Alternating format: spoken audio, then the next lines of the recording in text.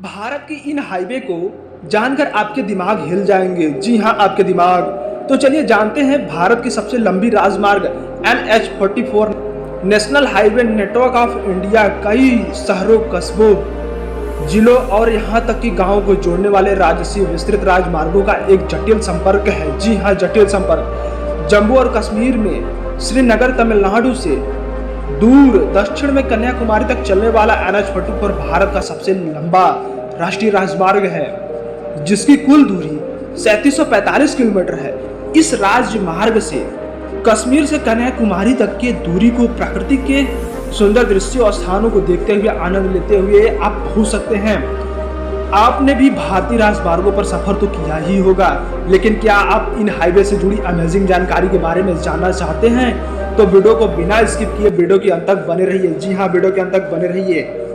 कई बार हाईवे हमारी यात्रा का महत्वपूर्ण हिस्सा बन जाते हैं और आज हम आपको इस वीडियो के माध्यम से भारतीय राजमार्गों के बारे में कई जरूरी बातें बताने जा रहे हैं। जी हाँ, तो चलिए जानते हैं। बुलंद राजमार्गों का निर्माण भारतीय राष्ट्रीय राजमार्ग प्राधिकरण द्वारा किया जाता है।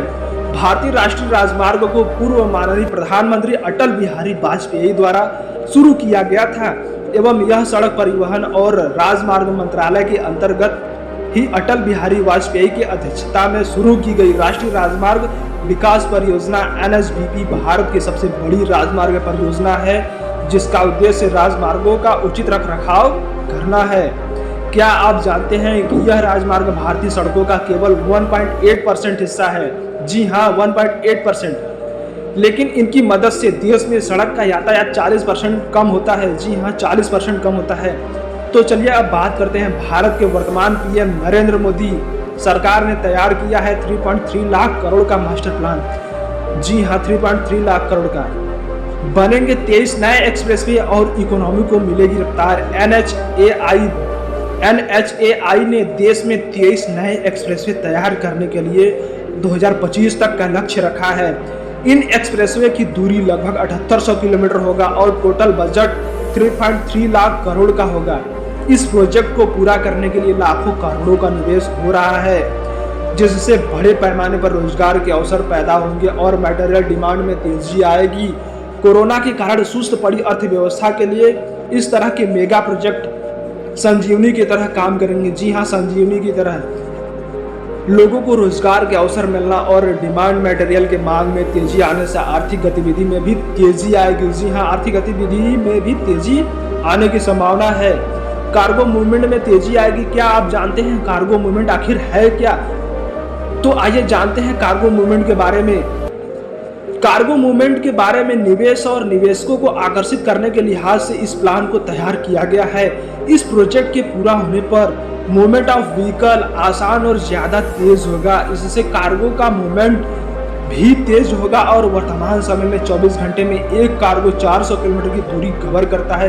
यह ग्लोबल स्टैंडर्ड से करीब 50% कम है। नेशनल हाईवे मैनेजमेंट की तरफ से बताया जा रहा है कि इसमें तेजी आएगी और औद्योगिक गतिविधियों में भी तेजी आएगी। इसके कारण पैसे और टाइम में भी 50% की बचत होगी। इस प्रोजेक्ट में दिल्ली, मुंबई, अहमदाबाद, घरौला, अंबाला, कोटलपुतली और अमृतसर जामनगर एक्सप्रेसवे मार्च 2023 तक पूरा करने का लक्ष्य रखा गया है। NHAI की स्टेटस रिपोर्ट के मुताबिक 9 अन्य एक्सप्रेसवे मार्च 2024 तक पूरा करने का लक्ष्य रखा गया है। जी हाँ, 2024 तक पूरा करने का लक्ष्य रखा गया है। इसके अलावा 9 अन्य ग्रीनफील्ड हाईवे मार्च 2025 तक पूरा करने का लक्ष्य है।